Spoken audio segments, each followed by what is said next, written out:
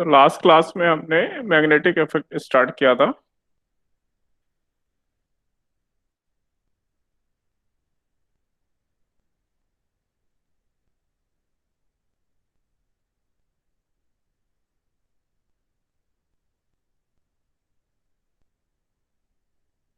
तो हमने magnetic field के लिए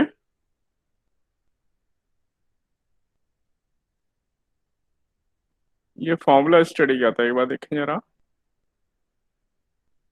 yes sir.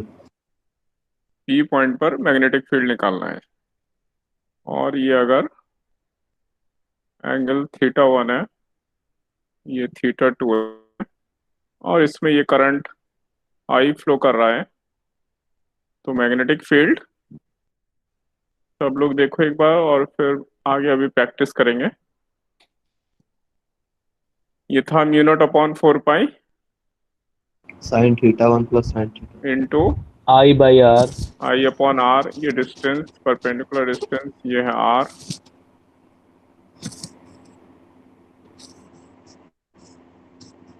Into sin θ1 plus sin θ2। और अगर ये इनफाइनाइटली लॉन्ग वायर है और पी पॉइंट मिडिल में वायर के इनफाइनाइटली लॉन्ग के लिए, तो म्यू0/4 पाई। एक मिनट, ये पाई बेचारा बिगड़ गया है, इसको ठीक कर दो जरा।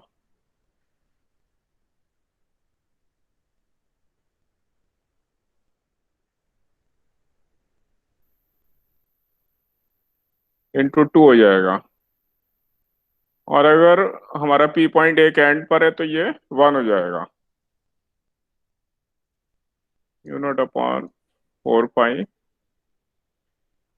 I/R into 1। अगर पी पॉइंट हमारा इनफाइनाइटली लॉन्ग वायर के लिए किसी एक एंड के क्लोज में है तो ये हमने ऑलरेडी स्टडी किया था। अब देखें magnetic field due to an arc कैसे निकालते हैं, और फिर थोड़ी देर में प्रैक्टिस करेंगे।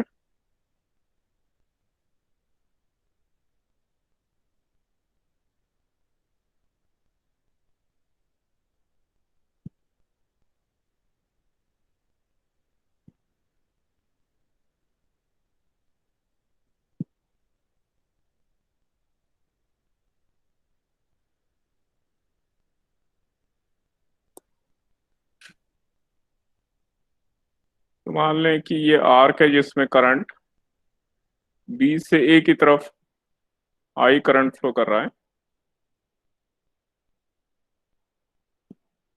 और ये आर्क जिस सर्किल का पार्ट है उसकी रेडियस आर है।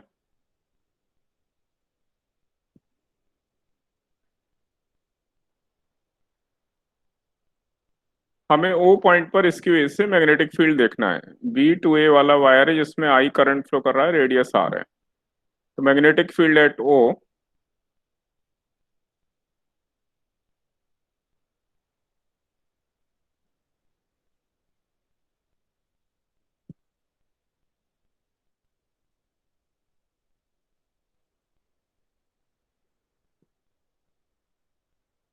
हम इसकी हेल्प से फॉर्मूला भी देखेंगे। इसकी हेल्प से फॉर्मूला याद रखेंगे, ये जो हमने स्ट्रेट वायर के लिए फॉर्मूला लिखा है म्यू0/4 पाई, ये ऐसे ही ले लेंगे as it is,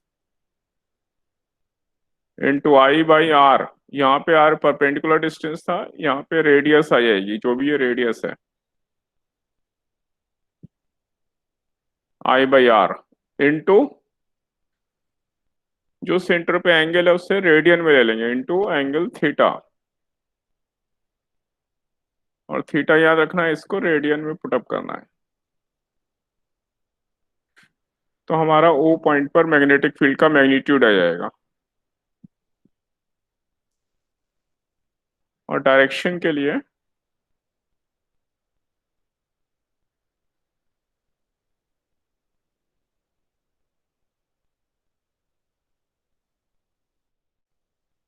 right hand palm rule use करेंगे।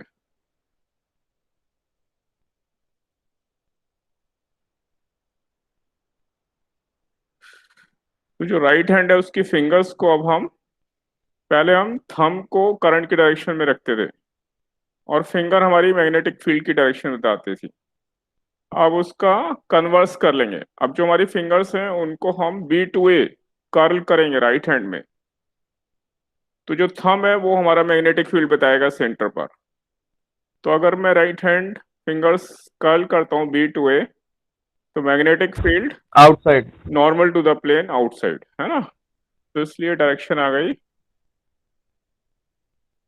इस रूल से नॉर्मल टू प्लेन आउटसाइड, जिसे हम डॉट से रिप्रेजेंट करते हैं।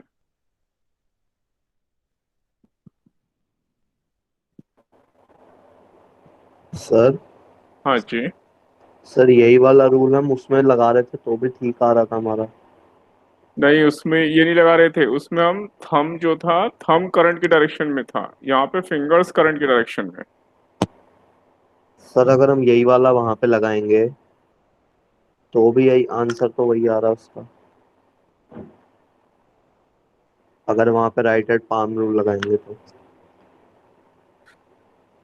वहां पे पाम रूल कैसे लगाओगे भाई? ये फिंगर कैसे कर्ल करोगे ये बता देना मुझे। सर जैसे हमारा आई इंटू जे होता है तो आई से जे की डायरेक्शन में करते हैं, ऐसे ही वहां पे। नहीं नहीं, अभी देखो जरा, ये ऊपर जो वायर है इसमें मैं फिंगर करता हूँ right hand, finger upward direction में, यस सर। थंब मेरा ऊपर आ गया, यस। तो गलत हो गया वो। अब मेरा पी पॉइंट राइट में हुआ तो अलग डायरेक्शन है, लेफ्ट में हुआ तो अलग डायरेक्शन है। Okay sir okay. हाँ। सर वो फिंगर के लिए ऐसा करेंगे ना कि जो फिंगर का फोल्ड होना है वो वायर से पी की तरफ हो, तो फिर एग्जैक्ट आ रहा है सर। अपने आप रूल नहीं बनाएंगे, जो रूल है उसको फॉलो करेंगे, ठीक है। अभी आपको रूल नहीं बनाने हैं, अभी जो एग्जिस्टिंग रूल है हमें वो समझने हैं, उनको फॉलो करना है, इसलिए। Okay sir. हाँ, वहां पे हम थंब को करंट की डायरेक्शन में करेंगे, यहाँ पर हम फिंगर्स को करंट की डायरेक्शन में करेंगे, अभी ये रूल फॉलो करेंगे। तो अगर हमारे पास एक आर्क है, तब तो हम एंगल थीटा की वैल्यू रेडियन में यहाँ पे ये रख देंगे। और सेम लॉजिक से अगर अभी मैं इसको सर्कल लेने वाला हूँ, पूरा सर्कल, तो ये एंगल थीटा 2 पाई हो जाएगा एक। अगर सर्कल में एक टर्न है तो 2 पाई हो जाएगा, और अगर एन टर्न है तो 2 पाई इंटू एन हो जाएगा। तो पहले यहां तक नोट कर लो एक बार, फिर मैं सर्कल कंप्लीट कर रहा हूँ। यहां तक समझ में आया आपको? सर ये 2 पाई वाली बात दोबारा बताना। वो तो अभी नीचे बताऊंगा, अभी फिर से बताऊंगा। पहले जितना ओके। लिखा है इतना समझ में आ गया, इसको नोट कर लो, क्योंकि फिर मैं इसे शिफ्ट करने वाला हूँ ऊपर। Okay sir. और सर्कल में जब भी फॉर्मूला लगाएंगे तो इस फॉर्मूले की हेल्प लेंगे, जो आर्क वाला फॉर्मूला है इसकी हेल्प से फॉर्मूला बनाएंगे।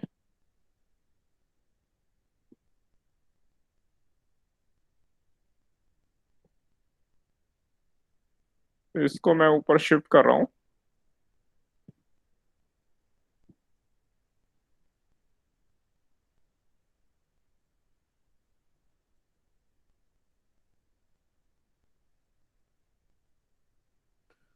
मैग्नेटिक फील्ड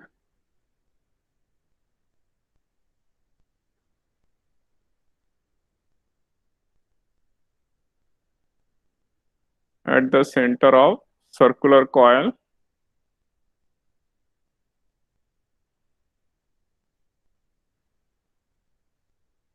और जिसमें हमारे एन टर्न्स हैं। तो मतलब एक जो रिंग होता है उसमें एक राउंड हुआ, फिर सेकंड राउंड, थर्ड राउंड, ऐसे एन नंबर ऑफ टर्न्स हैं, उसे हम एन टर्न की सर्कुलर कॉइल कहेंगे।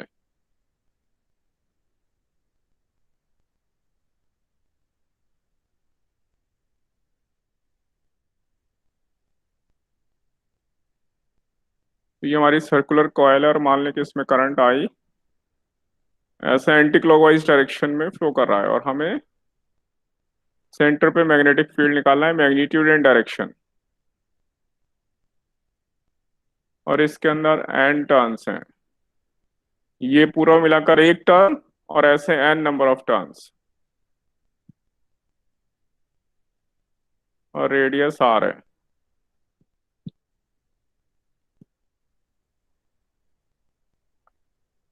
तो magnetic field mu naught upon 4 pi I by R. ये तो ऐसे ही रखेंगे जैसे आर्क के लिए था, और वहां पे था आई बाई आर इंटू थीटा, तो उसकी हेल्प से फॉर्मूला बना रहे हैं हम। अब थीटा की जगह ये टोटल वन सर्किल अगर लेते हैं तो टोटल एंगल सेंटर पे बनेगा 2 पाई रेडियन, तो इसलिए 2 पाई आ गया। ये एक टर्न से बनेगा, और ऐसे एन नंबर ऑफ टर्न्स हो, मान लो 2 रिंग हो ऐसे, तो उसका डबल कर देंगे, एन हो तो इंटू एन कर देंगे, तो 2 पाई एन। तो ये हमारा नेट मैग्नेटिक फील्ड आ गया सेंटर पर।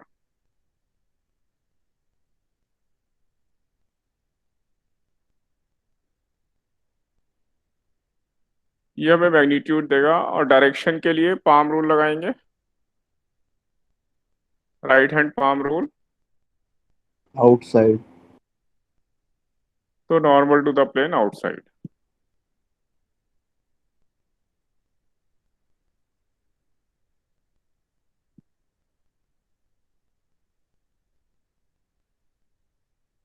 सर ये टर्न्स कैसे होंगे, मतलब समझ नहीं आया।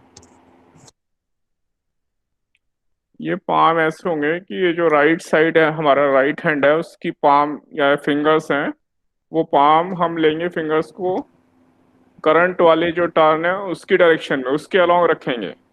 हाथ की जो फिंगर्स हैं वो करंट की डायरेक्शन में रखो सर्किल के ऊपर, यस सर। और फिर जो थंब आएगा वो इस, जो भी ये सर्किल होगा, ये सर्किल है, इसके प्लेन के परपेंडिकुलर सेंटर पे, इस प्लेन, ये सर्किल को मिला के एक प्लेन मान लो मन में, और इस प्लेन के यस। परपेंडिकुलर 2 डायरेक्शन है, एक आउटसाइड और एक इनसाइड, तो उसी में से एक डायरेक्शन सही है, वो हम थंब से देख लेंगे। तो हमारे केस में normal to the plane outside आ रहा है, इसलिए direction normal to the plane outside. Sir और ये जो आपने टर्न्स बताई हैं कि एन टर्न्स हैं, वो सेम रेडियस की होंगी सारी? सब सेम रेडियस की है, ये सब एन टर्न्स हैं, यहाँ पे ये सबकी रेडियस आर है, यहाँ पे बहुत सारे टर्न है, ठीक है। अगर अलग अलग होंगे तो सबका फिर वेक्टर सम करेंगे, अगर रेडियस तो फिर अलग अलग गिवन होंगी, R1 R2 R3 R4, है ना। Okay sir. हाँ, नॉर्मल टू द प्लेन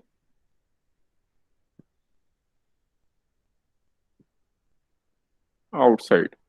तो इसके बेसिस पे हमें कोई भी आर्क गिवन होगा या स्ट्रेट लाइन वाले वायर दिए होंगे, सबकी वजह से मैग्नेटिक फील्ड निकाल सकते हैं।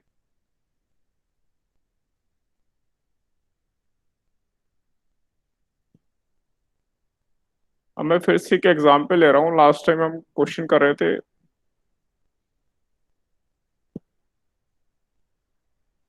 पहले मैं डायरेक्शन एक बार रिवाइज करा रहा हूँ, फिर एक एग्जांपल लूंगा। क्वेश्चन में ये अच्छी तरह समझना है कि हमारा करंट कहाँ है और मैग्नेटिक फील्ड उसके बाद देखना है। तो सेंटर पे ये स्ट्रेट वायर है,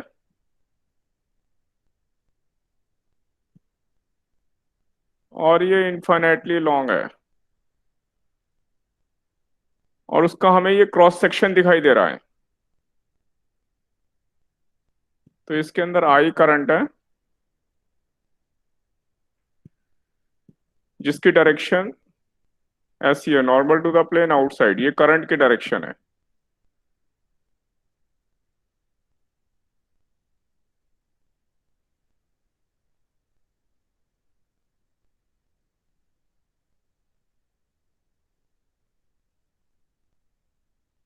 और मान लें कि हमें ये एंगल 60 डिग्री है, और ये पी पॉइंट है, यहाँ पे मैग्नेटिक फील्ड निकालना है, पी पॉइंट पर magnetic field, magnitude and direction both.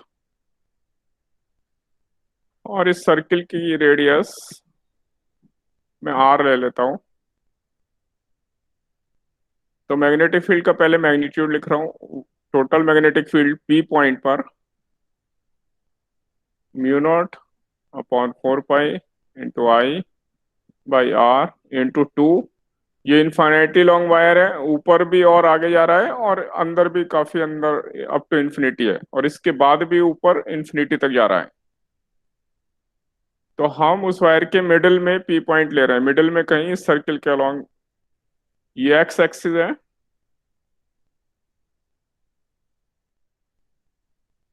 और इस एक्सिस से मैंने 60 डिग्री पे पी पॉइंट लिया है। तो पहले हम इस सर्किल में देखेंगे मैग्नेटिक फील्ड की direction. Right hand thumb rule से, थंब है करंट के डायरेक्शन में, तो magnetic field line anti clockwise होंगी या क्लॉकवाइज होंगी? Sir anti clockwise. Anti clockwise, good. तो magnetic field line anti clockwise, तो यहाँ पे जो मैग्नेटिक फील्ड होगा ये एंटी क्लॉकवाइज वाला, ये एरो यहाँ लेकर आए तो टेंजेंट के अलॉन्ग होगा। तो यहाँ ये टेंजेंट ड्रॉ कर देंगे, और ये हमारा मैग्नेटिक फील्ड बी। इस पॉइंट पर मैग्नेटिक फील्ड बी की डायरेक्शन ऐसी होगी इस रेडियस के परपेंडिकुलर 90 डिग्री पर। तो मैं यहाँ ये फिर से लूंगा,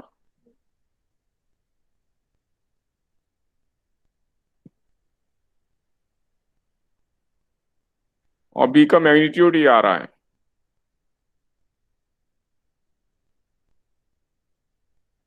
और ये एंगल हमारा 60 डिग्री है। तो इसलिए मुझे ये मैग्नेटिक फील्ड के एक्स और वाई कंपोनेंट निकालने हैं। तो एक्स कंपोनेंट बी एक्स ये हो जाएगा, और वाई वाला कंपोनेंट ये बी वाई कंपोनेंट हो जाएगा। तो मैं आई जे में अभी लिखूंगा इसे। अगर ये मेरा एक्स और वाई एक्सिस है, तो ये मेरा आई वेक्टर और ये मेरा जे वेक्टर है। इसके अकॉर्डिंग एक्स एक्सिस की डायरेक्शन में आई लिया है, ऊपर जे वेक्टर। तो मैं आई जे की टर्म्स में मैग्नेटिक फील्ड अभी यहां से निकालने वाला हूं। तो बी एक्स ये अगर 60 डिग्री है, तो ये वाला एंगल 30 डिग्री हो गया। तो ये अगेन 60 हो गया, और ये वाला अगेन 30 हो गया। तो ये वाला एंगल 30 है, पहले ये समझिए, ठीक है ये।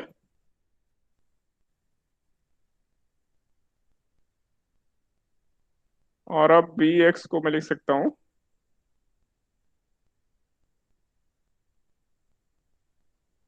बी कॉस 30,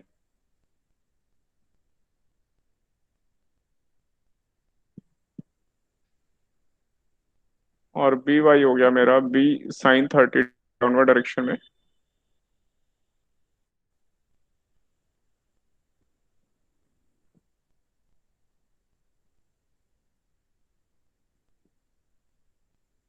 इसलिए magnetic field B vector terms पे हो जाएगा B x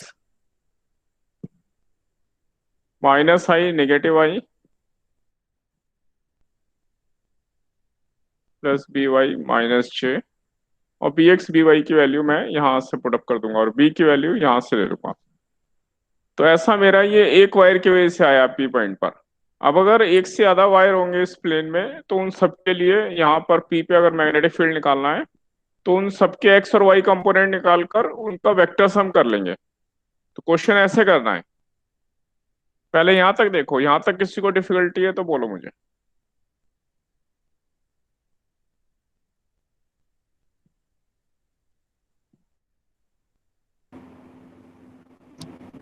sir B vector को बी का मैग्नीट्यूड निकालने के बाद डायरेक्ट डायरेक्शन से मल्टीप्लाई नहीं कर सकते?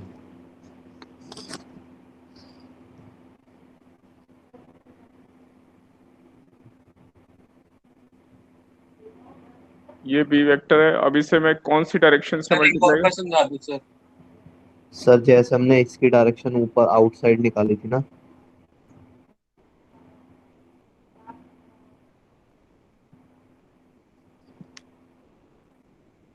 कौन से क्वेश्चन में? इससे ऊपर वाले क्वेश्चन में? सर आ गया, समझ आ गया, थोड़ा डाउट था। हाँ, आ गया समझ में। यस सर आ गया। हाँ, ये तो बी कोई भी रैंडम डायरेक्शन होगी ना हमारा। एक्स वाई तो हमारे फिक्स है, तो क्वेश्चन में गिवन होंगे X Y. Yes sir yes. तो हमें उसके अकॉर्डिंग बताना होगा कि हमारा आई जे कंपोनेंट्स क्या आ रहे हैं। ओके एक सर। बार एक बार फिर से देख लो, ये वायर है, इसमें करंट आउटसाइड है, तो इसकी वजह से पी पॉइंट पे मैग्नेटिक फील्ड पहले हमने इस वायर में इसमें सर्कुलर आर्क के अलोंग देखा मैग्नेटिक फील्ड लाइन कैसी आ रही है, एंटी क्लॉकवाइज। जहां भी निकालना होगा एंटी क्लॉकवाइज। तो इस एरो को हम ऐसे ही घुमा देंगे इसके अंदर, ये एंटी क्लॉकवाइज एरो जा रहा है। अब अगर मुझे पी पॉइंट पे निकालना है तो वहां एक टेंजेंट ड्रॉ कर देंगे, और टेंजेंट की डायरेक्शन अपने एरो की डायरेक्शन में रखेंगे, और वो टेंजेंट इस वायर से जो रेडियस होगी सर्किल की उसके परपेंडिकुलर होगा, क्योंकि टेंजेंट परपेंडिकुलर होती है रेडियस के। और फिर उसके एक्स और वाई कंपोनेंट कर लेंगे। तो मेरे ख्याल से कोई प्रॉब्लम नहीं होनी चाहिए। अब देखें, अब क्लियर है सबको?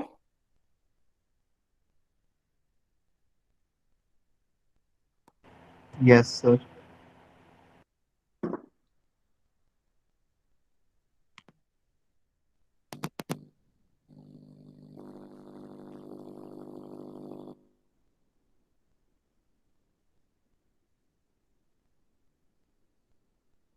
मैं अगला एग्जाम पे ले रहा हूँ, इसको शिफ्ट कर रहा हूँ यहाँ तक। कोई डिफिकल्टी तो भी बोल सकते, नहीं तो मैं शिफ्ट कर रहा हूँ इसको।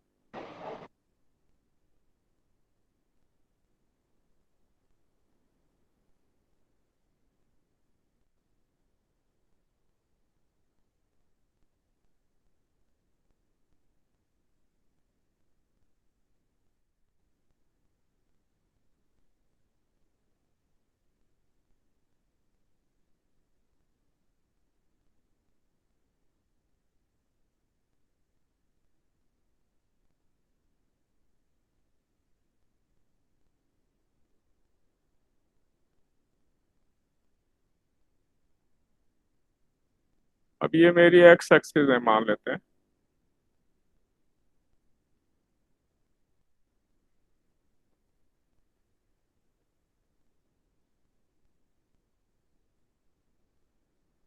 और इसमें मैंने ये दो वायर ले लिए हैं।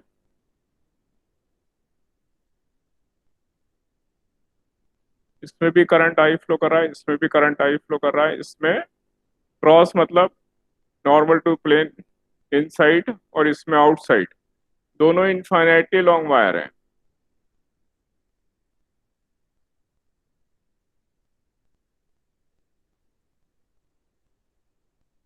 तो ये जो फर्स्ट वाला है इसको मैं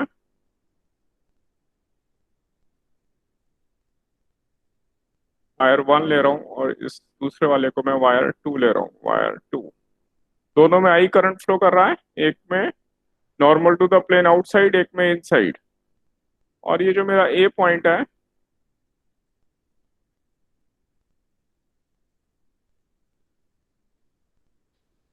यहां से ये डिस्टेंस मैंने आर मान लिया, और इन दोनों वायर के बीच का डिस्टेंस मैं टू आर ले लेता हूँ। तो यहाँ बीच में एक मिड पॉइंट है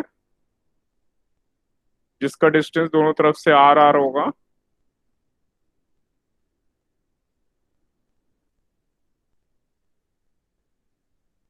और यहाँ पे मैं एक पॉइंट सी ले रहा हूँ।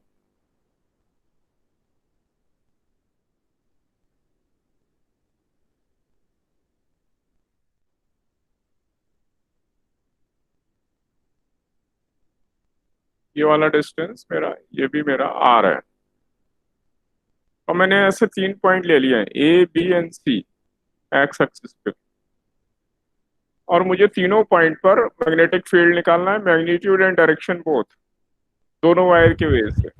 सर कर कर ले, हम खुद कर ले ये वाला। हाँ, पहले ट्राई करेंगे। तो दोनों की वजह ओके। से मैग्नेटिक फील्ड निकालना है। पहले क्वेश्चन बता दूं मैं, आप ही लोग करने वाले हैं। दोनों में करंट आई है, अभी सेम करंट है। तो ए पर मैग्नीट्यूड एंड डायरेक्शन, बी पर मैग्नीट्यूड एंड डायरेक्शन, और इसी तरह सी पर मैग्नीट्यूड एंड डायरेक्शन। और फिर मैं यहाँ पे रिजल्ट अभी डिस्कस करने वाला हूँ। तो एक दो मिनट आप लो, ट्राई करो पहले। तो इससे क्लियर हो जाएगा, अगर कोई डाउट होगा तो वो कंफ्यूजन दूर हो जाएगा।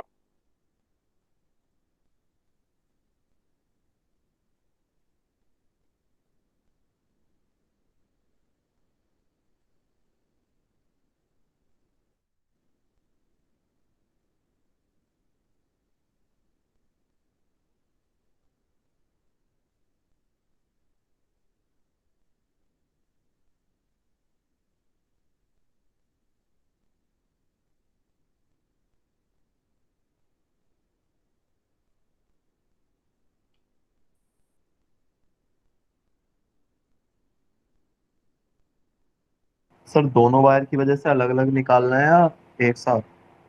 एक साथ निकालना है, तभी ए पॉइंट पर फील्ड मतलब दोनों वायर की वजह से नेट फील्ड।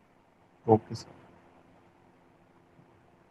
तो दोनों की वजह से निकालकर उसका वेक्टर सम करना है, और फिर रिजल्ट जो आएगा वो मैं डिस्कस करूंगा।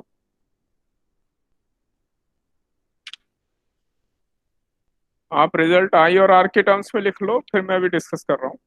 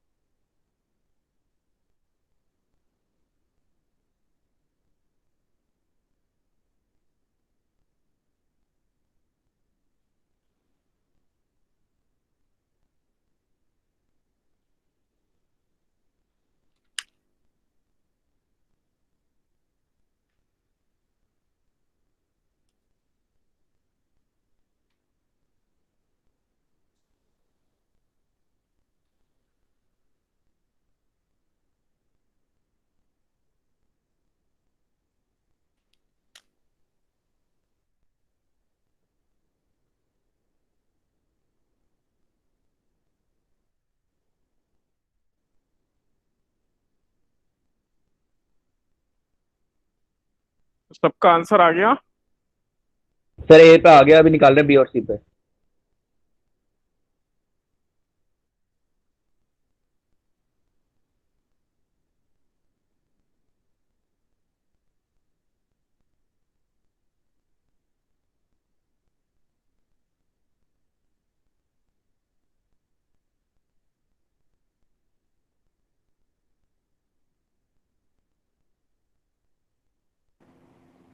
सर आया तो है तीनों का।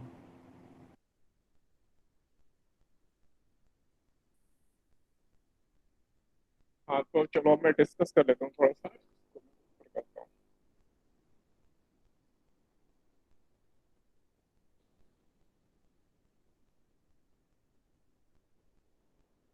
पहले इस वायर की वजह से देखेंगे, इस वायर की वजह से इस वाले जोन सर में। ए पे आ रहा है mu wait naught. Wait wait wait wait. Okay sir.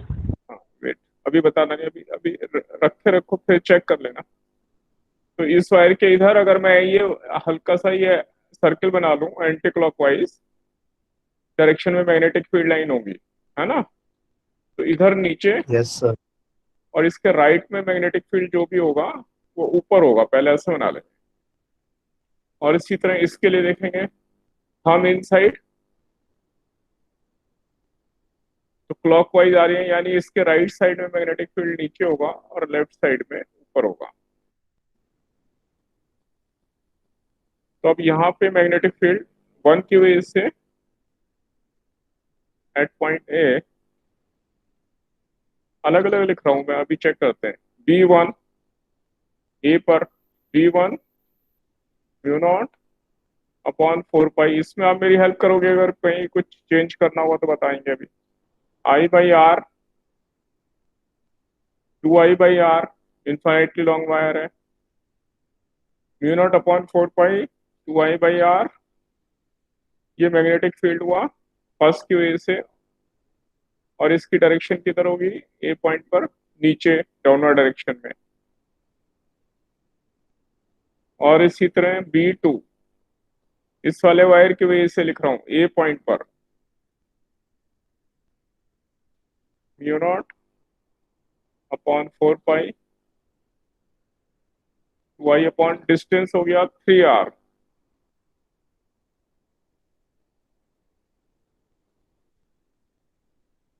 और इसकी वजह से ऊपर आ रहा है लेफ्ट में, इसलिए ये ऊपर की तरफ होगा,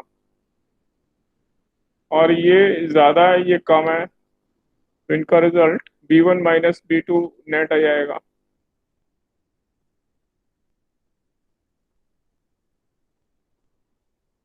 जो कि आ जाएगा डाउनवर्ड डायरेक्शन में। तो नेट फील्ड ए पॉइंट पर इन दोनों की वजह से वेक्टर सम होने के बाद नीचे डाउनवर्ड आ जाएगा इन दोनों का डिफरेंस। पहले यहां तक समझो, यहां तक ठीक है, आपका भी ऐसे आ रहा है? सर एक डाउट है। Yes sir. हाँ बोलो, क्या डाउट है? सर अगर हम ए के अक्रॉस सर्कल बना के जैसे पिछला क्वेश्चन आपने बताया था, हाँ तो सर ये वहां पे वाला। तो आर हाँ हमारा वो हो जाएगा ना, डायमीटर हो जाएगा। कितना हो जाएगा आर हमारा डायमीटर हो जाएगा ना सर वहां पे। ए पॉइंट पर? Yes sir. नहीं भाई, ये जो पॉइंट है ये सेंटर पे रहेगा ना, डायमीटर कैसे हो अच्छा जाएगा? Okay okay. ये तो सेंटर है, डिस्टेंस तो आर ही लोगे ना, इसको 2r नहीं कर सकते तुम, चेंज थोड़ी कर सकते हो। ओके सर समझ गए। हाँ, तो ऐसे B1 B2 जिसके भी ये मैग्नीट्यूड आ रहे हैं, इनका डिफरेंस निकाल के नेट फील्ड आ जाएगा। हमें पहले मेथड समझना है। अब मैं बी पे जा रहा हूँ। बी पॉइंट के लिए B1 फर्स्ट वाले की वजह से mu naught upon 4 pi 2I/r, और ये इसके राइट साइड में है, तो ऊपर की तरफ आ रहा है।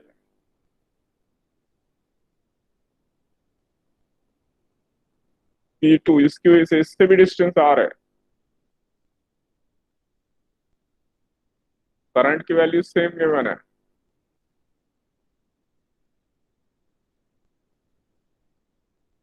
Mu naught upon 4 pi 2I/r, और इसकी वजह से भी ऊपर आ रहा है, तो इसलिए नेट फील्ड इनका वेक्टर सम, दोनों का सम हो गया, डबल हो गया।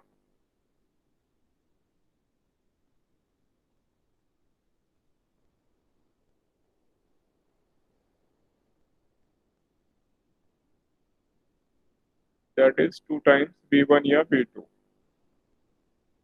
क्योंकि दोनों सेम है। सर मेरा 0 आ रहा है। नहीं सर मेरे तो यही है। अब ये तो थोड़ा मुझे भी कंफ्यूजन है, अभी पूछता हूँ मैं औरों से। भाई जीरो करना है या ये सम करना है, क्या कर रहे कह रहे हैं आप लोग? सर 0 होना चाहिए। सर सम होगा क्योंकि दोनों करंट भी अपोजिट डायरेक्शन में है ना। उससे क्या होता है? और बी पॉइंट दोनों लेफ्ट और अरे राइट में है। डायरेक्शन देखना है यार उसकी, राइट हैंड थंब रूल से फील्ड की। ऊपर ही तो आ रही है। हाँ sir, right hand thumb rule से फील्ड की डायरेक्शन अपोजिट आ रही है सर, 0 आ रहा है। जीरो आ रहा है तो सर यस सम सर। होगा सर सम होगा। सर करंट एक में ऊपर है एक में नीचे है, तो डायरेक्शन तो सेम हो जाएगी ना बी पे दोनों सेम तो की। आ रही है डायरेक्शन। ये तो देखो, सम होगा। ये करंट ऊपर है, फिर से समझो, ये करंट बाहर है, तो इसकी वजह से magnetic field line, right hand rule, जिसका जीरो आ रहा है कौन है वो मेरे साथ डिस्कस करेंगे। सर ध्रुव। हाँ ध्रुव। तो थंब यस मैंने सर। किया, राइट हैंड थंब मेरी तरफ है, तो magnetic field line anti clockwise जा रही है, मान रहे हो? Yes sir. जहां मना कर रहा हूँ वहां बता देंगे मुझे कि मुझे समझ में नहीं आ रहा, मेरे हिसाब से उल्टा आ रहा है, ठीक है? Yes sir. तो फर्स्ट की वजह से ये देखो एंटी क्लॉकवाइज ऊपर, तो ये एरो ऐसे आ रहा है ना, तो यहाँ पे एरो ऊपर आएगा ना, यस सर। तो इसकी वजह से यस ऊपर आ सर। गया।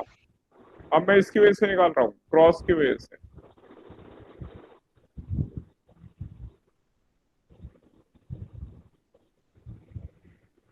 तो मैं थंब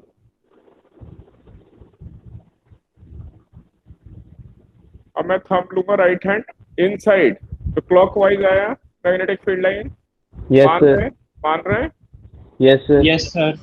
हाँ, तो ये देखो पहले क्लॉकवाइज एरो लगा दिया। अब यहाँ पे ये जो पॉइंट भी है इसके लेफ्ट में है, तो यहाँ पे ये एरो ऊपर जाएगा या नीचे आएगा? ऊपर। तो ये दोनों का सम हुआ। यस सर, अब ठीक है। Okay sir. हाँ, ओके तो सर। इसलिए हाँ, ये ध्यान से करना है, मतलब वो ये कभी कभी मिस्टेक हो सकती है जल्दी में, लेकिन ध्यान से चेक करना है, यही चेक करना है, क्योंकि डायरेक्शन की प्रॉब्लम आएगी। मैग्नीट्यूड तो आप फॉर्मूले से ठीक लिख ही लोगे, तो इसलिए दोनों का सम हो जाएगा। अब मैं सी पॉइंट पे आ रहा हूँ। सी के सर लिए मैं सी पे तो सेम आ रही है, ए वाली। हाँ, जो ए वाली है, पर डायरेक्शन तो अलग आएगी या डायरेक्शन सेम आ रही है? ये सर नीचे आ रही सेम थी। ही आ रही है। ये सेम आ रही है सर। अच्छा, गुड। हाँ, तो सी पर देखें, इसकी वजह से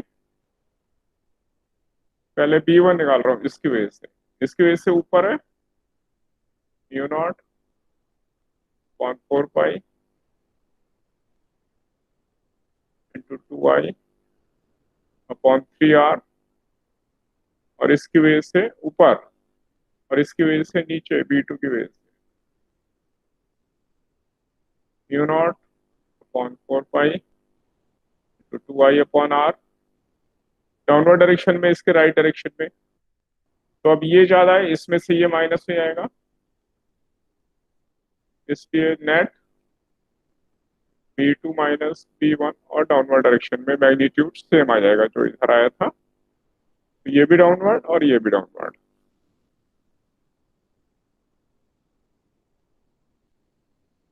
तो यहां तक समझ में आया आपको?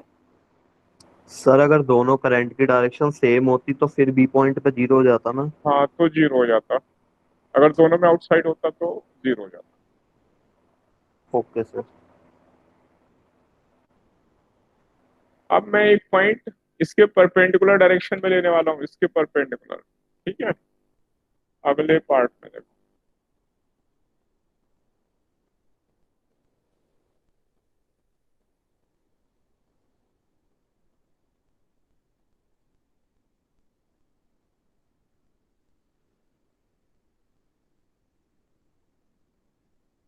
ये है वायर नंबर 1।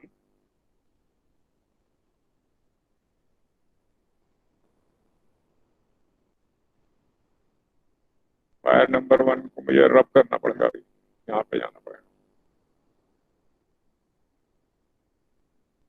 ये है वायर नंबर 1।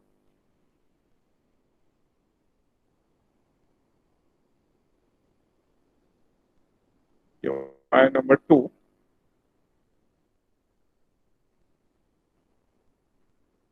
ये मेरे डिस्टेंस थे R और R।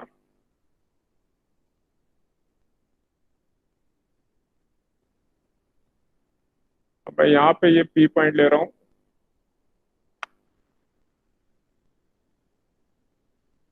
तो मैं A ले रहा हूँ, A, ये है B, ये है C, और बी पी डिस्टेंस मेरा, वो भी R ले लिया मैंने, अभी फिर अभी चेंज करूंगा मैं। तो इस पॉइंट पर मुझे, P पॉइंट पर मैग्नेटिक फील्ड निकालना है इन दोनों की वजह से, मैग्नीट्यूड एंड डायरेक्शन बोथ। तो पहले आप लोग ट्राई कर रहे हैं, फिर मैं ट्राई करूंगा P पॉइंट पर। क्वेश्चन क्लियर है? Okay sir. Yes sir. तो दोनों की वजह से निकाल के उसका वेक्टर सम करके मुझे बताएंगे। Try this.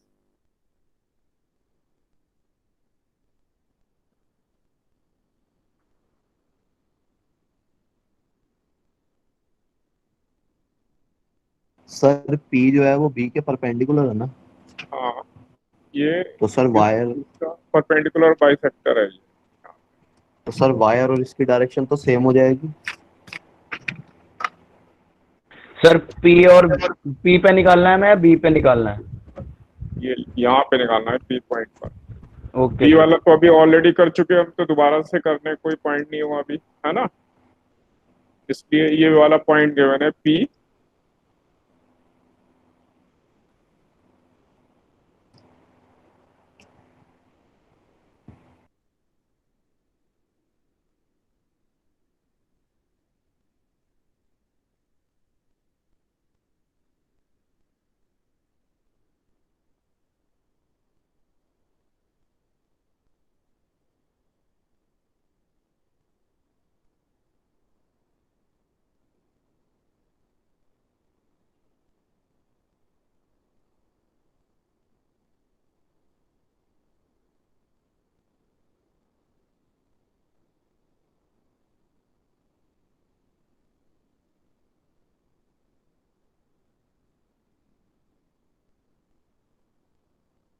सर 0।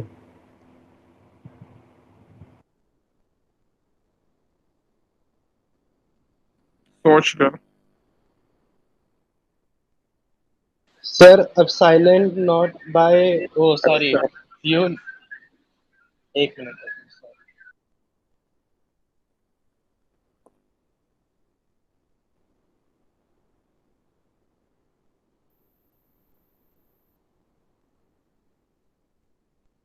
जो एक वायर की वजह से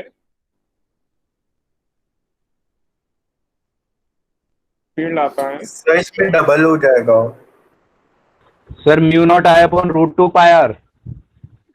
sir mu naught pi in into I by are.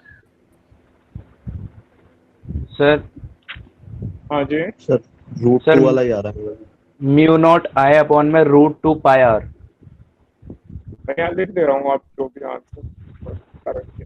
Mu naught upon 4 पाई तो लगाना ही है, इसके बाद बताओ मुझे इसके म्यू साथ। Naught upon 4 pi into 2 root 2 by R R 2 root 2 I by R. ये हम यस ऐसा बता रहे हैं। Yes sir. किधर है डायरेक्शन? सर डायरेक्शन है अपवर्ड्स। ये करें अपवर्ड। किसी और का कोई और आंसर है या सेम आ रहा है?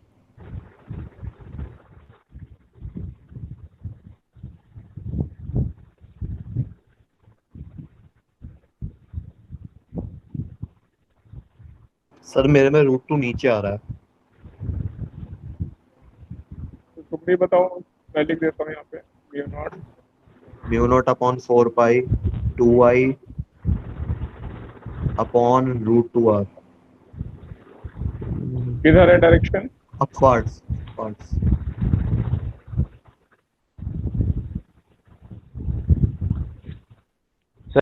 मेरे में करेक्शन है एक। कौन सा? मेरा कौन सा था, ऊपर वाला? सर ऊपर वाला ऊपर वाला। सर डायरेक्शन अपवर्ड ही है, वहां पे रूट 2 नहीं आएगा, बस रूट 2 को हटा दो। ये हटा दो यहाँ से। Yes sir. चलो, सब एग्री कर रहे हैं कौन सा वाला सही है, ऊपर वाला है नीचे वाला? सर ऊपर वाला। सर ऊपर वाला। वाला। ऊपर वाला हमेशा सही होता है, हैं? तो अभी देखते हैं। चलो ठीक है, मैं यहाँ ट्राई करता हूँ, अभी मुझे पता नहीं है। तो ए की वजह से निकालना है। यहाँ पे देखें, ए को मैंने यहाँ ज्वाइन किया। तो ए की वजह से फील्ड हम क्या, मैंने आउटसाइड, तो एंटी क्लॉकवाइज डायरेक्शन। ये मेरी रेडियस होगी r√2। और ए की वजह से मैग्नेटिक फील्ड, उसे मैं B1 लिख रहा हूँ, ये इससे 90 डिग्री पर होगा, ठीक है। और क्रॉस की वजह से हम इन साइड, तो क्लॉकवाइज डायरेक्शन आ रही है।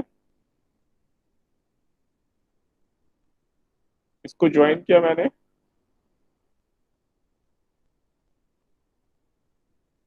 ये रेडियस है r√2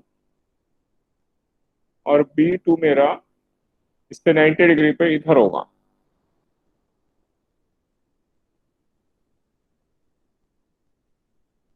अब B1 की वैल्यू मैं लिख रहा हूँ mu naught upon 4 pi into 2 I. दोनों में करंट हमारा सेम था, I and I. 2 I upon distance हो जाएगा r√2। इसको मैं b मैग्नीट्यूड ले लेता हूँ b, और जो b2 आएगा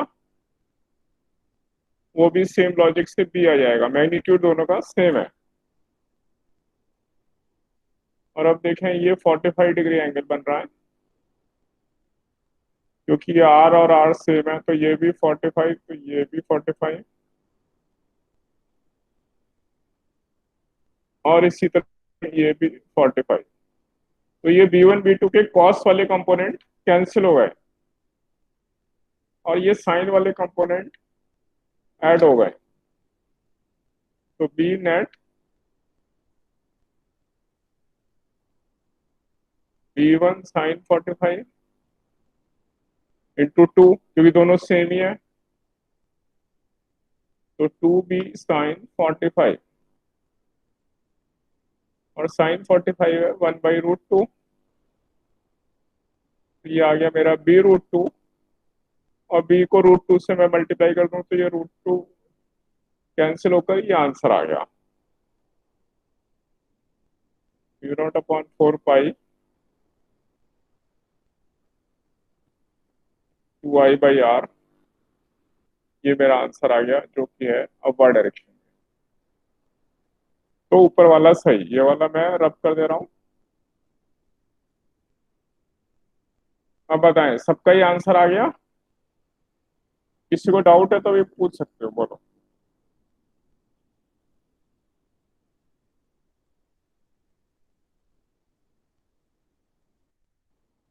सर ये हमारा हमने जो जितने भी पॉइंट निकाले हैं सबको मिडल में रख के किया है ना, इन्फिनिटी लॉन्ग वायर के।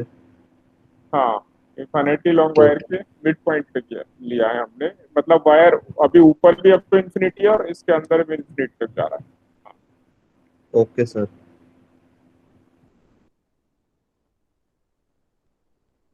तो सबका आंसर सेम है, आगे चलूं मैं?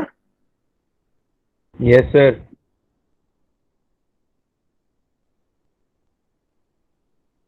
गुड। तो अब आप लोग अच्छा कर रहे हो। अब अगला क्वेश्चन मैं आप लोगों को दे रहा हूँ, आप लोग ट्राई करके बताने वाले हो मुझे।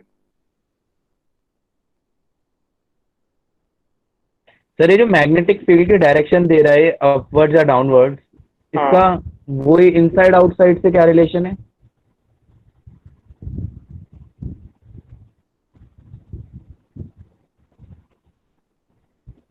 बताओ यहाँ पे इनसाइड आउटसाइड मतलब ये जो ये है, इनसे क्या रिलेशन है, ये कह रहे हैं हम? नहीं सर, जैसे अपवर्ड बोला है तो magnetic field into normal होता है हमेशा प्लेन में, तो इनसाइड जा रहा होगा या आउटसाइड? नहीं नहीं, हमेशा ऐसा नहीं बोला मैंने कि हमेशा प्लेन के इनसाइड आउटसाइड ही होगा, बिल्कुल ऐसा नहीं है। अभी तो वायर ऐसे है, वायर इनसाइड आउटसाइड है ना, तो मैग्नेटिक फील्ड इस प्लेन में होगा और वाई डायरेक्शन में होगा। ओके सर, आगे सर। हाँ, हमेशा प्लेन के अंदर ही हो ऐसा जरूरी नहीं है, वो अलग अलग केस के ऊपर डिपेंड करेगा, है ना। सर मतलब कभी कभी उल्टा भी हो जाएगा कि करंट की डायरेक्शन अपवर्ड है तो magnetic field down inside outside हो जाएगा फिर। हाँ हाँ, तब ऐसा होगा, अगर करंट ऊपर या नीचे तो इनसाइड आउटसाइड, और करंट ही इनसाइड आउटसाइड है तो मैग्नेटिक फील्ड ऊपर नीचे या किसी भी और डायरेक्शन में है। आगे सर, समझ आ गया।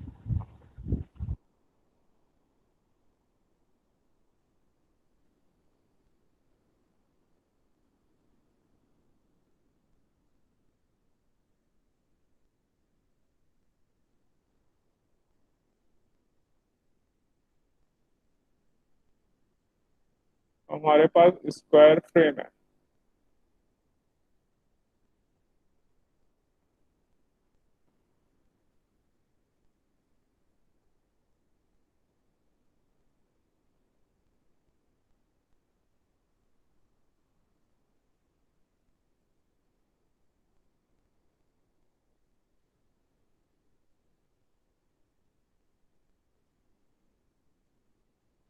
और इसकी साइड मैं 2a ले ले रहा हूँ। जिसकी साइड 2a है उसमें करंट आई ऐसे एंटी क्लॉकवाइज डायरेक्शन में ऐसे फ्लो कर रहा है। तो आपको इसके सेंटर पर मैग्नेटिक फील्ड निकालना है,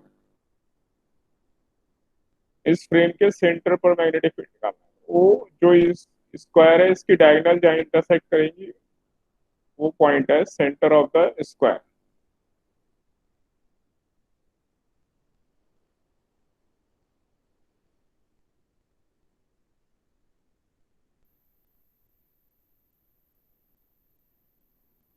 ओ सेंटर ऑफ स्क्वायर है। पहले आप ट्राई कर रहे हो फिर मैं लिखूंगा, ठीक है।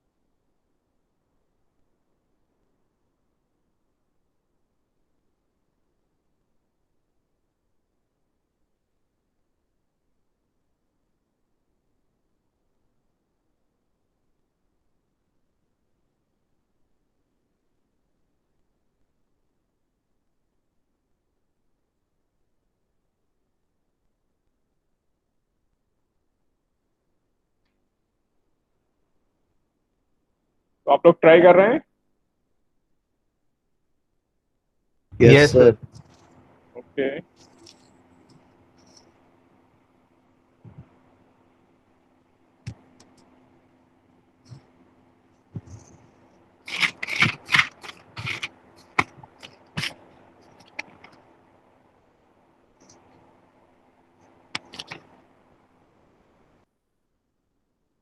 सर आ गया आंसर। आ गया सर।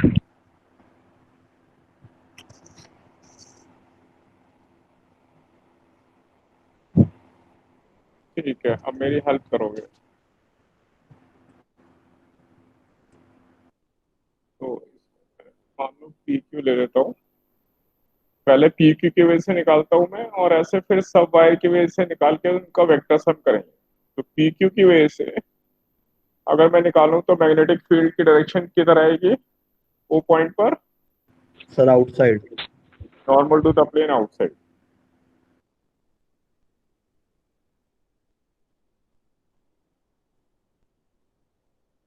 इसको ऐसे ज्वाइन कर दूं मैं, तो ये एंगल कितने होंगे ये वाले। 45। 45। हाँ। और ये डिस्टेंस कितना होगा। ए।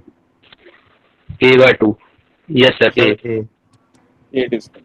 यस सर ए। तो पी क्यू की वजह से जो मैग्नेटिक फील्ड है, और मैं उसको बी वन लिख रहा हूँ, तो mu naught upon 4। Upon 4 pi into I upon A into sine 45 plus sine 45।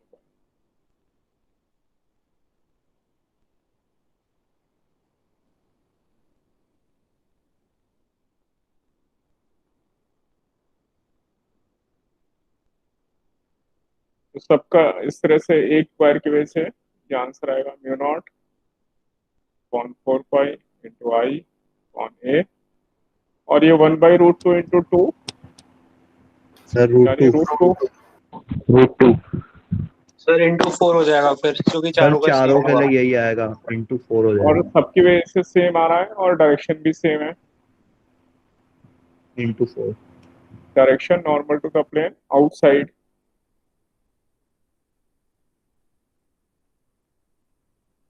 इसलिए net field 4b1।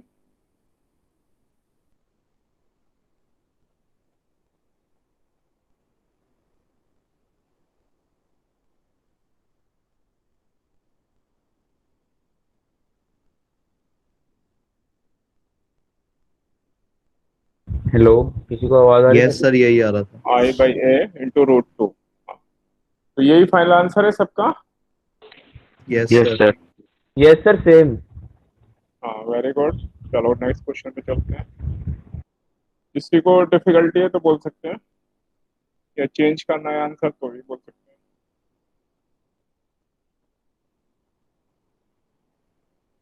No sir, यही आ रहा था। Okay good.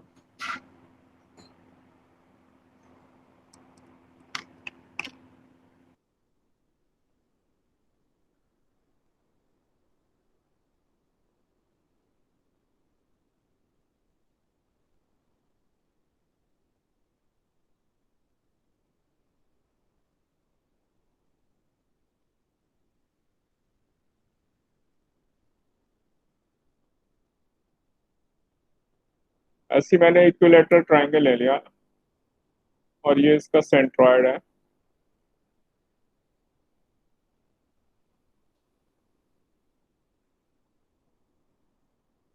इसकी साइड एल ले ली मैंने।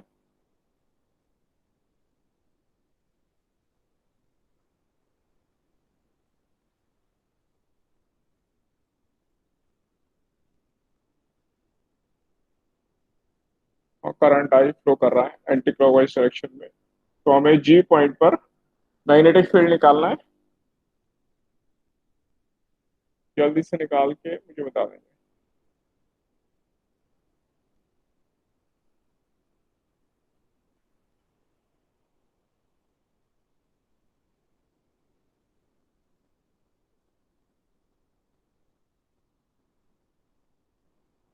कर रहे हैं sir.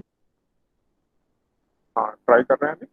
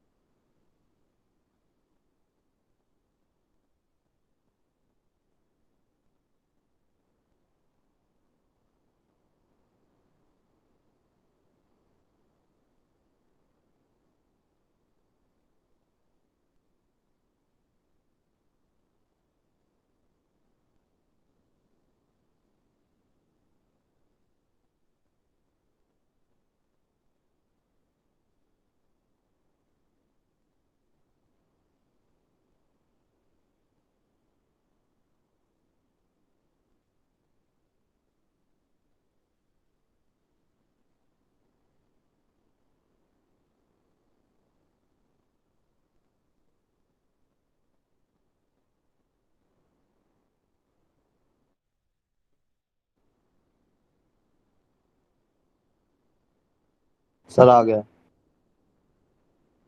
Yes sir. Sir done. Very good. तो अब मेरी हेल्प करने वाले हैं।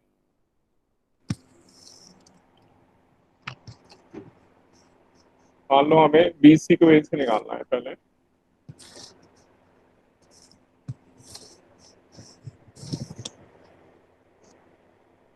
तो BC की वजह से जो मैग्नेटिक फील्ड होगा वो नॉर्मल टू द प्लेन कैसा होगा, आउटसाइड। ये यस ये सर। और BA की वजह से भी वही होगा, और तीनों AC के की लिए वजह से आउटसाइड। भी सेम होगा। हाँ, तो एक की वजह से निकाल के उसको 3 टाइम्स कर देंगे, है ना। तो BC की वजह से ये कोई भी एक ले सकते हैं। BC साइड की वजह से magnetic field B1 mu naught 1/4 pi into I।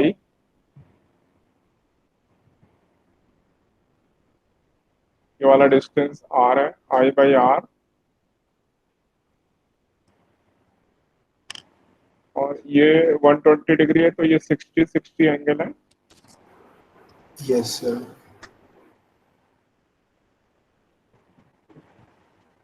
तो इसमें R की वैल्यू रख दें तो हमारा B आ जाएगा। और R की वैल्यू यहाँ से निकाल लेंगे। ये 30 डिग्री है,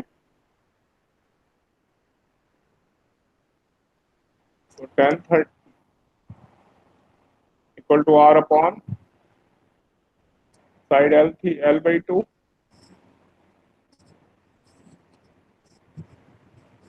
सर L/2√3। और और tan 30 है 1/√3, 12/2√3 ये r की वैल्यू इसमें रख देंगे।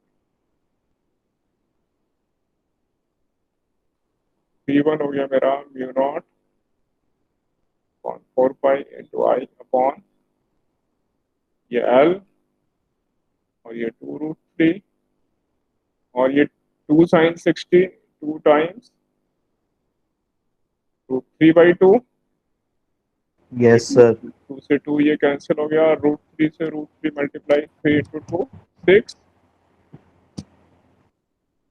6 3 18।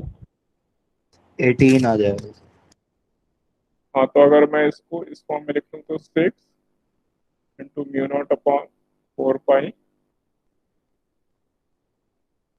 इंटू I/L और नेट फील्ड इसका 3 टाइम्स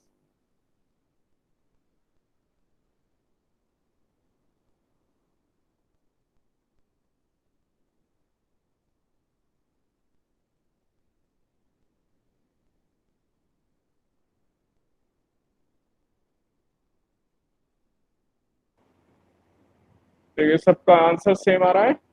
यस सर।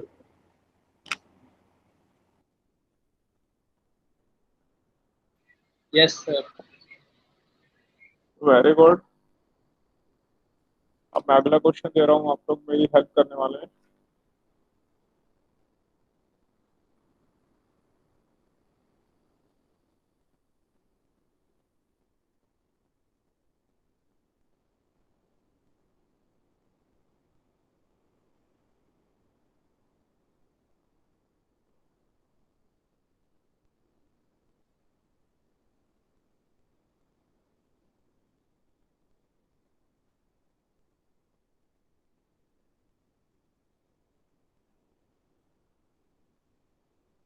अगले क्वेश्चन से पहले मैं बीच में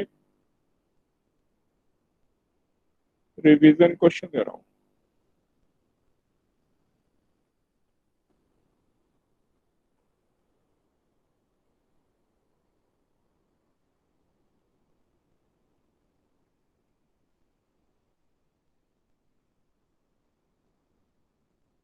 ये मेरा एक कैपेसिटर है, बीच में अचानक ये कैपेसिटर आ गया है, ठीक है। पुराना थोड़ा सा रिवाइज करते हैं, एक अच्छा क्वेश्चन है।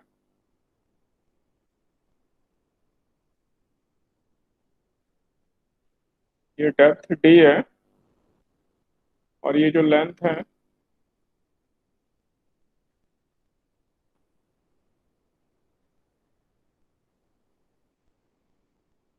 ए बी एल है और ये जो प्लेट है इसकी ब्रेड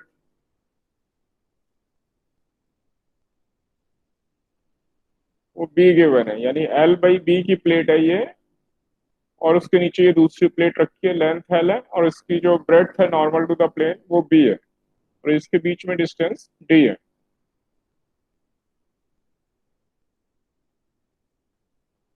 और इसके बीच में जो डाइलेक्ट्रिक है वो K1 से लेकर K2 तक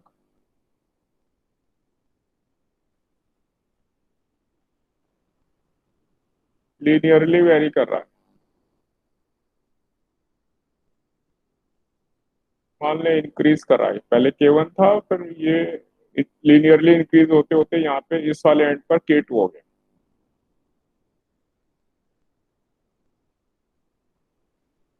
तो मुझे इसके बीच में कैपेसिटेंस फाइंड करनी है।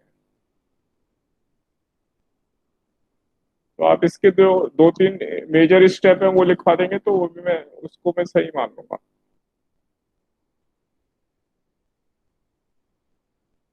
सर इंटीग्रेशन से होगा सर ये सर। फाइंड द कैपेसिटेंस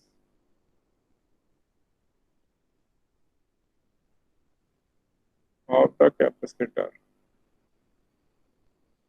आप लोग पहले स्टेप लिखो फिर मुझे स्टेप बताओगे आप लोग। तो फर्स्ट 3 स्टेप लिख के मुझे बताओगे कैसे कैसे करेंगे। वो स्टेप लिखो पहले फिर मैं डिस्कस करता हूँ।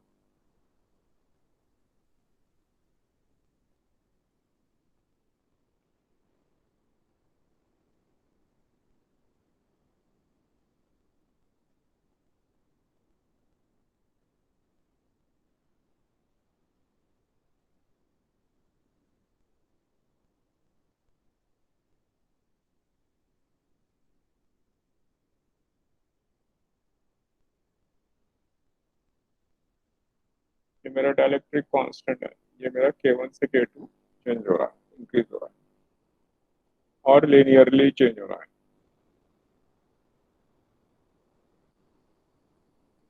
सर मतलब ए पॉइंट पे K1 है और बी पॉइंट पे K2 है।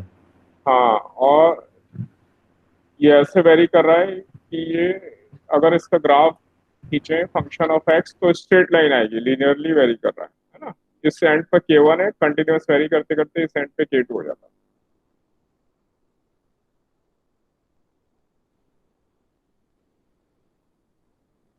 आपको खाली इसके 2 या 3 स्टेप मुझे लिखवा देने कि ये स्टेप है, इससे फिर आंसर आ जाएगा।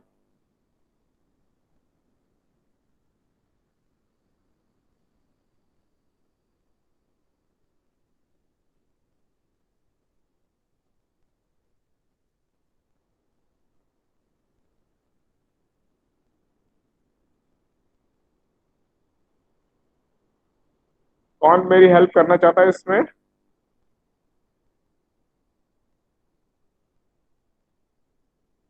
सर 1 मिनट बस सर। सर सर यस, करूँ हेल्प? हाँ बोलो, कुछ आंसर बता रहे हो मुझे, मेथड बता रहे हो? सर स्टेप्स बोले थे ना आपने। हाँ तो स्टेप लिख लिए तुमने सब? सर हमारा लिख उसको रहा हूँ। सॉल्व करके फाइनल आंसर आ जाना चाहिए, मतलब स्टेप ऐसे लिख लो कि उसे सॉल्व करके फाइनल आंसर आ जाएगा, है ना। Okay sir. फिर मुझे बता देंगे।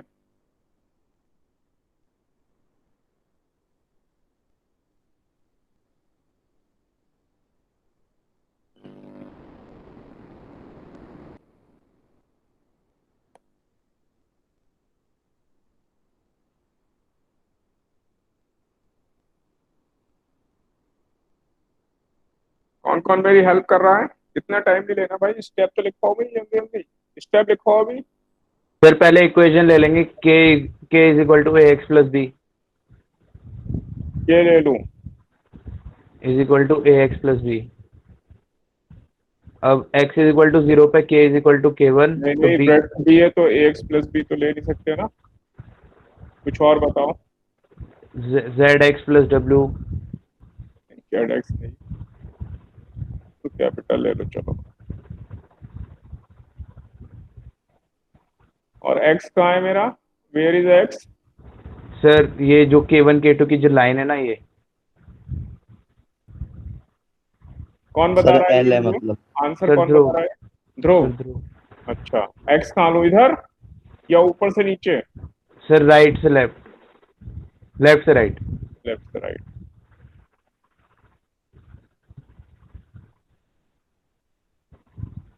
ऐसे कह रहे हैं? Yes sir. तो x डिस्टेंस पे मैं dx थिकनेस का एक स्ट्रिप ले लूं, हैं? और yes k sir. ax plus B ले लिया मैंने, बिल्कुल सही है। क्योंकि k लीनियरली वेरी कर रहा है तो function of x in terms of x मैं ऐसा लूंगा, और a और b की वैल्यू निकालने के लिए क्या करूंगा मैं? x की वैल्यू रखूंगा, x बराबर 0 पर k की वैल्यू मेरी कितनी है? K1 है।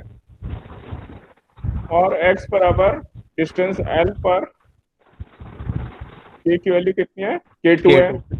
तो इन दोनों को रख के यहाँ मेरे a और b सॉल्व हो जाएंगे, ठीक है। सर b आ गया हमारा K1 और a आ गया हमारा K2 minus K1 bye L। हाँ मैं एक मिनट यहाँ सॉल्व भी कर देता हूँ।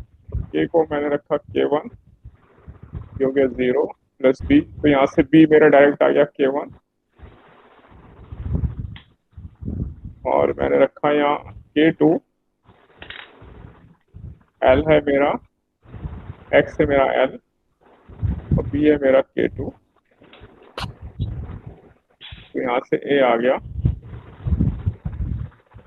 नहीं b था मेरा एक, सर वो K1 होगा। हाँ K1 मेरा, तो ये मेरा है K1 प्लस b आ गया K2 minus K1 upon L। इसको मैं बाद में यूज कर लूंगा, ए और बी आ गए मेरे, जैसे मेरा के आ गया, गुड। अब क्या करना है अगला स्टेप? सर अब ये जो dx एलिमेंट लिया है हमने, ऐसे स्मॉल स्मॉल एलिमेंट सारे हाँ पैरेलली ये कनेक्टेड होंगे। वेरी गुड, ऐसे ये बहुत सारे कैपेसिटर हो गए, सब पैरेलल में कनेक्टेड हैं, तो मैं एक की कैपेसिटेंस निकाल कर और इंटीग्रेट कर उसका देंगे हल जीरो कर सेल। दूं, इंटीग्रेशन कर दूं। हाँ, तो यस। इसलिए तो पहले इस स्मॉल एलिमेंट के लिए इंटीग्रेशन करना है मुझे, तो क्या लिखूं मैं? K sir into K epsilon naught epsilon naught upon A. Upon upon A नहीं, सोच लो क्या लिखूं। Sorry, K epsilon naught A by D. हाँ, तो ए को क्या लिखूं मैं? X dot D X. नहीं, फिर गलत हो जाएगा ये, एक्स डॉट डी एक्स, ऐसा कह रहे हैं तो गलत हो जाएगा। Sir sir L. डीएक्स आएगा सर, एक्स नहीं आएगा, डीएक्स आएगा सर। एक्स कैंसिल करके खाली डी एक्स ले लूं? हाँ सर। No sir. Sir B D X. हाँ, बी डी एक्स आएगा, आकाश ने बताया। आकाश बोल रहे हैं? Yes sir. हाँ, आकाश अच्छा कर रहे थे। भाई ये जो हमें एरिया लेना है ना, वो ये जो स्ट्रिप है इसका ये ऊपर वाला एरिया लेना है, यहाँ पर जो एरिया है मैं इधर बना के दिखा रहा हूँ।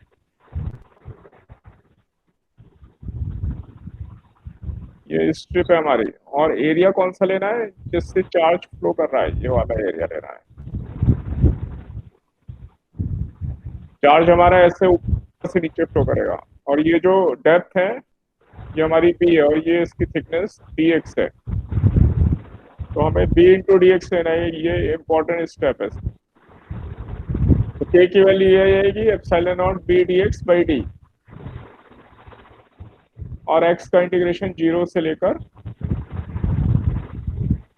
एल एल लेंथ तक। तक। हाँ, ये वैल्यू इसमें पुटअप करके सॉल्व कर लेंगे, अगली बार सॉल्व करके आंसर बताएंगे मुझे, सॉल्व करके लाएंगे अगली बार। ठीक है, ओके सर। अब मैं अगले क्वेश्चन पे जा रहा हूँ। सर ये जो आपने सबको पैरेलल में लिया था, एक बार ये वाला स्टेप बता देंगे? हाँ बिल्कुल। सर ये ये डी जो की वैल्यू क्या होगी यहाँ पे? डी तो फिक्स है, डेप्थ डी, डी सेम रहेगा, इसको कोई वैल्यू नहीं लेनी, इसकी कांस्टेंट है। अच्छा अच्छा, वो गिवन है डी। ओके सर, हाँ, देखा नहीं तो होगा। हाँ, तो ये जो मेरे, ये ऐसा मैं क्यों पैरेलल में क्यों लिए मैंने? एक्स डिस्टेंस पे डी एक्स स्मॉल लेंथ है, तो फॉर गिवन एक्स ये के कांस्टेंट हो गया। फॉर गिवन एक्स, एक एक्स के लिए जो भी मैंने एक्स लिया वहां पे के की वैल्यू कांस्टेंट हो गई, यस और सर। वो डी एक्स मेरा इतना स्मॉल डिस्टेंस है कि उसमें के मेरा वेरिएशन नेग्लिजिबल है। तो इसलिए ये ऐसे ऐसे बहुत सारे कैपेसिटर बन गए मेरे, और क्योंकि चार्ज मेरा ऊपर से नीचे ऐसे आ रहा है, फ्लो कर रहा है, तो सबका पोटेंशियल, इन सब जितने भी कैपेसिटर बने उनका ऊपर वाला पोटेंशियल सबका सेम होगा, और नीचे वाला पोटेंशियल सबका अलग सेम होगा, यानी सब कि एक पॉइंट एक प्लेट से कनेक्टेड है, और दूसरा पॉइंट सबके कॉमन एक पॉइंट से कनेक्टेड है, तो ये सब पैरेलल में होंगे। ठीक है, सर क्योंकि ये, मतलब जो दो हमें कैपेसिटर दे रखा था उसके अंदर ये सारे इनफाइनाइट कैपेसिटर्स है? हाँ, ये जो कैपेसिटर है उसके अंदर ये हमने छोटे छोटे कैपेसिटर मान लिए बहुत सारे, क्योंकि सबके लिए के तो वेरिएबल है ना, तो इसलिए यस हमने सर। स्मॉल एलिमेंट डीएक्स की कैपेसिटी निकाल ली। और इंटीग्रेशन मतलब एडिशन, तो हम बेसिकली ये जो DC1 DC2 DC3 ये सबको ऐड कर रहे हैं, और एडिशन तभी कर सकते हैं जब सब पैरेलल में हो, तो ये सारे पैरेलल में हैं, इसलिए हम ऐसा कर सकते हैं। Okay sir. तो अगली बार इसको पूरा सॉल्व करके लाएंगे आप, है ना। अब मैं अगले क्वेश्चन पे जा रहा हूँ।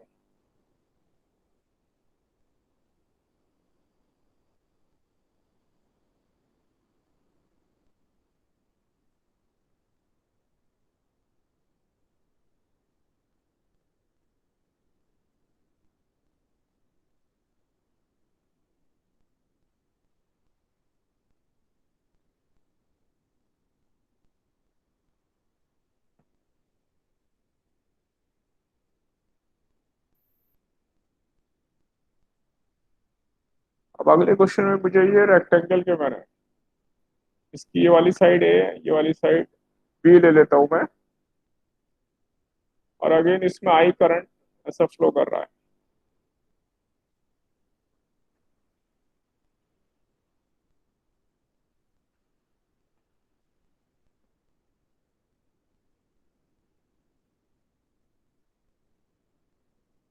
और यहाँ जो डायगोनल इंटरसेक्ट कर रही है मेरी, यहाँ पे पॉइंट मेरा ओ है।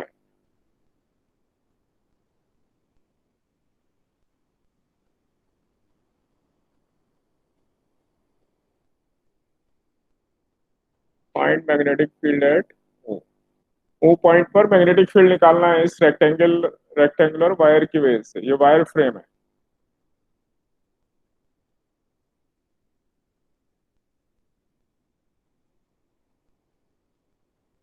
पहले आप ट्राई कर रहे हैं, फिर हेल्प मिलेगी।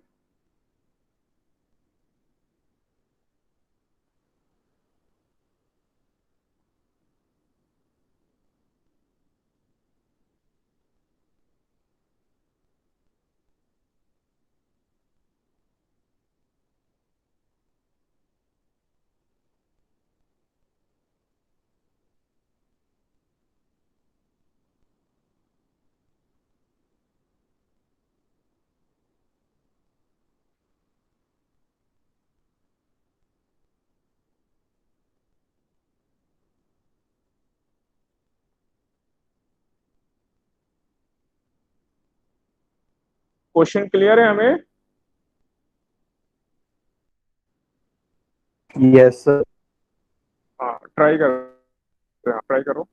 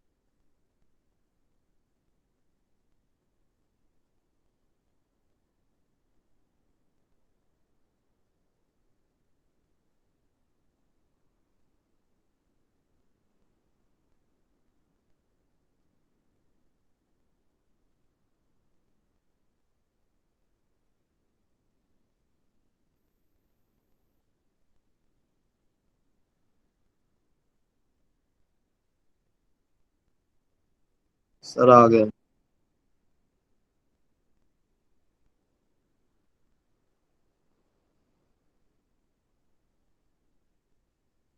एक तो हम ये बड़ी वाली जो लेंथ है इसकी वजह से निकालेंगे, तो दोनों की वजह से आर एस और पी क्यू दोनों की वजह से सेम आएगा। और इसी तरह एक बार क्यू आर की वजह से निकालेंगे, क्यू आर और एस पी दोनों की वजह से मैग्नीट्यूड सेम आएगा। Yes sir. और सबकी वजह से आउटसाइड आ रहा है, यस सर। Yes sir. तो फिर उनका हम सम कर देंगे। तो इसलिए पी क्यू या आर एस की वजह से जो होगा, पी क्यू की वजह से देखते हैं पहले। आप लोग मेरी हेल्प करने वाले हो। इसको मैं अगर B1 लिखूं, mu naught upon 4 pi. Mu naught upon 4 pi into I upon, क्या लिखूंगा distance? B B by by two. Two. B by two. B/2। Sine 45 आएगा दोनों में। कितना sine 30? Sir 45। 45। 35। Sir 45। 45। Sine 45 plus sine 45, ये कह रहे हैं हम। Yes sir.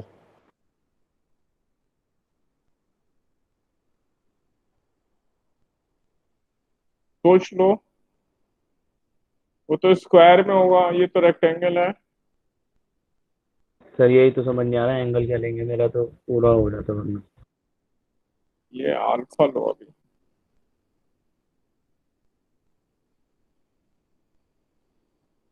Sine alpha plus sine alpha, और अगर ये वाला एंगल मैंने अल्फा लिया, ये भी अल्फा होगा क्या? सर अल्फा यस क्यों ले सर। रहे हैं हम? क्योंकि हमें मालूम नहीं है ना, उसका नाम मैंने अल्फा रख दिया। पर सर ये 45 45 नहीं क्यों है। नहीं आएगा? 45 नहीं, इसलिए कि वो तो खाली स्क्वायर की प्रॉपर्टी है, डायगोनल इंटरसेक्ट एट 90 डिग्री। जब ये दोनों इक्वल होंगे तभी 45 होता है, अदरवाइज नहीं होता। ठीक है, तो इसलिए ये अल्फा और ये करस्पॉन्डिंग एंगल है। अब मैं इससे निकाल रहा हूँ, ये जो बड़ा ट्राइंगल है मेरा, ये ए ये बी, तो ये साइड आ जाएगी मेरी √a² plus b²। Yes sir. तो मेरा साइन अल्फा आ गया, ये परपेंडिकुलर अपॉन हाइपोटेन्यूज यानी ए अपॉन अंडर रूट ए स्क्वायर प्लस बी स्क्वायर। देखो ऐसा लिख सकता हूं मैं। Yes sir. तो इससे मेरा पी क्यू की वजह से आएगा, वही आर एस की वजह से होगा, यानी इसका डबल ले लूंगा। और सिमिलरली अब मैं आर क्यू की वजह से लिख रहा हूँ, आर क्यू साइड की वजह से या क्यू आर साइड की वजह से B two mu naught upon 4 pi. अब क्या ले लूं डिस्टेंस? A/2। a/2। और अब एंगल के लिए इसको मैं ये ऐसे डिवाइड कर दूं, ये 90 माइनस अल्फा। 90 माइनस अल्फा भी आ रहा है, और नहीं तो ये बीटा बीटा ले लूं तो भी एक ही बात है। ठीक है, sign beta plus sign beta. और साइन बीटा की वैल्यू सिमिलरली मैं निकाल लूंगा, ये वाला एंगल मेरा बीटा हो गया, corresponding angle. B/√A² plus B²। हाँ, ऐसे मैं इसमें इसकी वैल्यू रख लूंगा तो मेरा नेट फील्ड आ जाएगा फाइनली, वो आप सॉल्व करके मुझे बताने वाले हो अभी। 2 times B1 plus 2 times B2, इसका भी डबल और इसका भी double.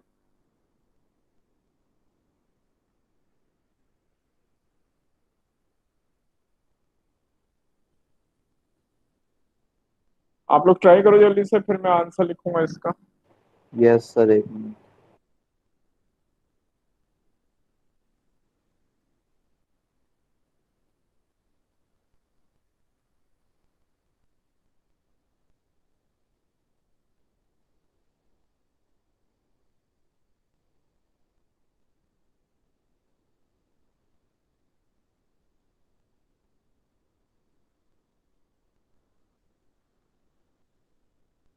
Sir 2 mu naught I √A² plus B² by pi AB।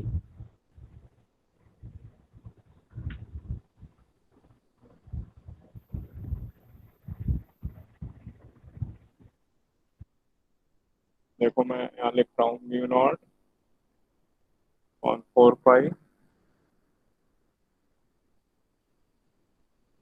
ऊपर हो जाएगा 8 है,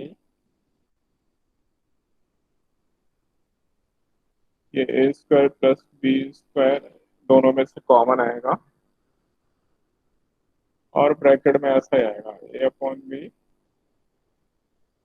प्लस B/A। देखो ऐसा आ रहा है। Yes sir. तो इसको हम फर्दर और सिंप्लीफाई कर सकते हैं, लेकिन लगभग ऐसा ही आएगा। फर्दर सिंप्लीफाई करके आ रहा है sir, 2 mu naught I √A² plus B² by pi AB। अच्छा, μ0 I into 2I into 2i into √A² plus B² upon pi AB।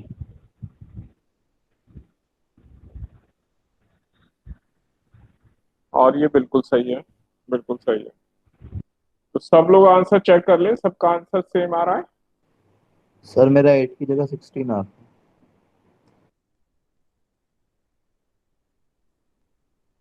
देखो 16 अभी समझाता हूँ। देखो 2 इधर गया ऊपर, और 2 साइन अल्फा से 2 आ गया, हो गया 4। Yes sir. और फिर 2B1 करेंगे तो 8 ही तो आएगा।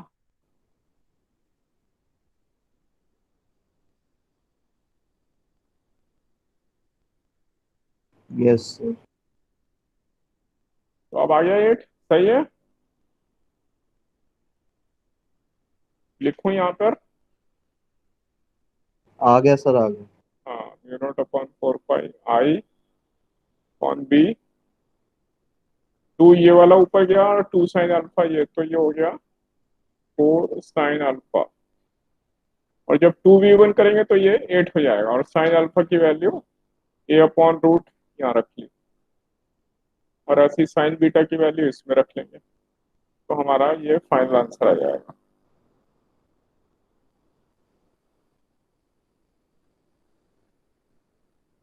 आ गया सर।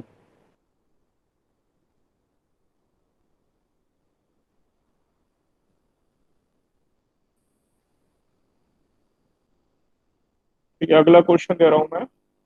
अभी हमारे पास 3-4 मिनट्स हैं, तो एक क्वेश्चन और दे देता हूँ।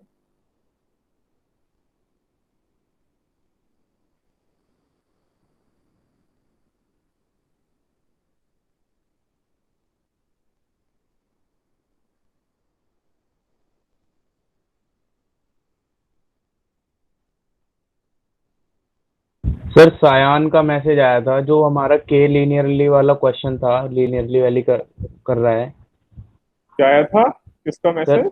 सर मोहम्मद सायान, उसका माइक वर्क नहीं कर रहा अच्छा, हाँ बोलो। सर। अभी जो उन्होंने क्वेश्चन किया है, हाँ एक मिनट उससे तो, यस वो एक मिनट, हाँ उससे ले लेता हूँ। हाँ बताओ। सर, ही सेड कि इंटीग्रेशन को रिड्यूस करके, सिंस के वेरीज लीनियरली, तो मीन वैल्यू ऑफ के लेकर सॉल्व करने पर भी सही आंसर आ रहा है। वो तो आंसर जब हमें पता होगा तब आ रहा है, आंसर हमें पहले से पता है ना, इसलिए मीन वैल्यू ले ली हमने। लेकिन हम तो एक्चुअल में तो ये वैल्यू रख के सॉल्व करेंगे। Okay sir. हाँ, वो तो हमें पहले ही आंसर मालूम है, तो इसलिए हम ऐसा कर दिया कि हमने इस K1 प्लस K2/2 वो फाइनल आंसर आएगा। वो कब होगा?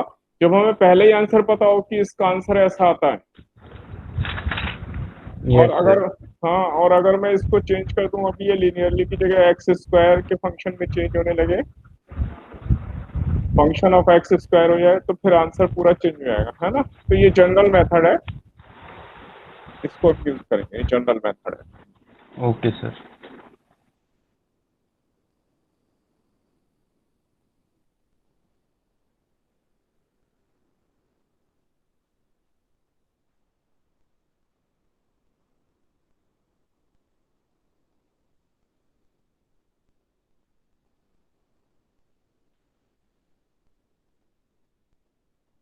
ये मान लें एक्स एक्सिस है और ये वाई एक्सिस है, और इसमें करंट,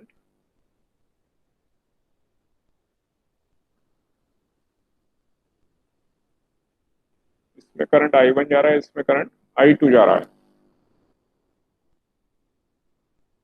तो अगर मैं आपसे कहूं कि ऐसे पॉइंट का लोकस बताओ मुझे जहां मैग्नेटिक फील्ड जीरो हो, ये इन्फाइनेटली लॉन्ग एक्सिस है और ये भी इन्फाइनेटली लॉन्ग एक्सिस है वाई, तो वो पॉइंट मेरे कहाँ पर आएंगे? लोकस ट्राई कर सकते हैं हम। सर क्या क्वेश्चन दोबारा? Sir 1 minute. ऐसे पॉइंट के लोकस बताने जहां मैग्नेटिक फील्ड जीरो होगा इस स्पेस में, वो कैसे निकालें? सर फर्स्ट क्वाड्रेंट में आएंगे।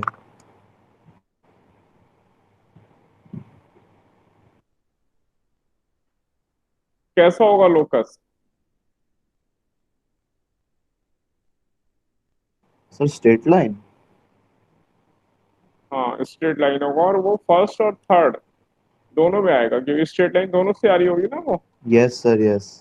तो first Y is equal to X. हाँ, तो फर्स्ट और थर्ड दोनों में आ जाएगा, मतलब इसकी वजह से मैग्नेटिक फील्ड निकालें, इसकी वजह से निकालें, और दोनों को इक्वल कर दें, क्योंकि डायरेक्शन तो अपोजिट आ रही है, इसकी वजह से ऊपर और इसकी वजह से नीचे आ रहा है यहाँ पर। नीचे। ये जो I1 है, इसकी वजह से मैग्नेटिक फील्ड आउटसाइड है, और ये जो I2 है, इनसाइड। इससे हम जहां भी पॉइंट लेंगे, हाँ, वहां पर ये normal to the plane inside आएगा।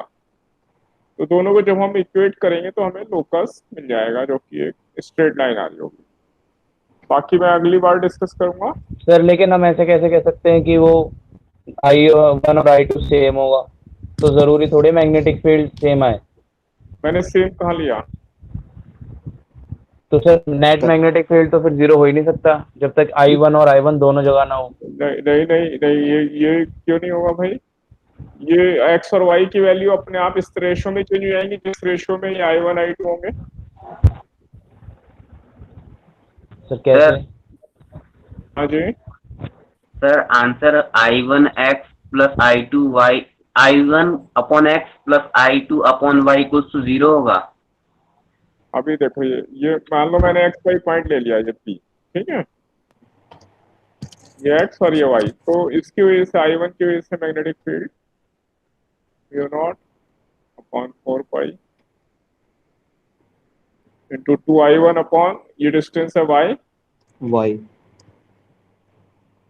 और इस दूसरे की वजह से म्यू नॉट अपॉन 4 पाई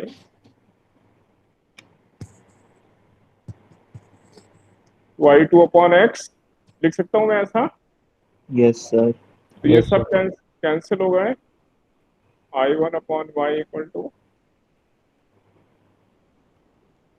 तो अब मैं y को ऐसा नहीं लिख सकता क्या, i1 upon i2 into x, और ये y equal to M X straight line है या नहीं, यस सर और ये इक्वल होने जरूरी थोड़ी है, इक्वल हुए तो स्लोप 45 होगा। क्लियर है?